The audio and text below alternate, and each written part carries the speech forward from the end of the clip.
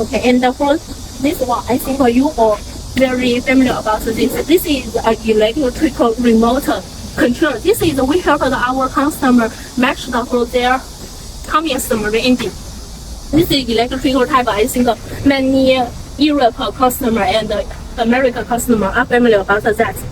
It is very nice and cool for you to use it on your yacht. It is very easy to operate. You can see here also the cables where you need to install where and connect where to your cables on your yacht in your cabin room. It is also very nice. We also sell this control lever separately. If you need the electrical type control lever, you also can connect us. We will send you the petition for your reference. We also have the manpower type such as the Morse control lever, and for the American type control lever also have the Taiwan type of control lever. For those control lever, we also know about the through cable. So the first cable is for you.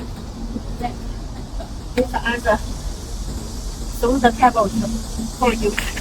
Here also our customers ordered very nice. It is also have it has the blue color and the red color, different color.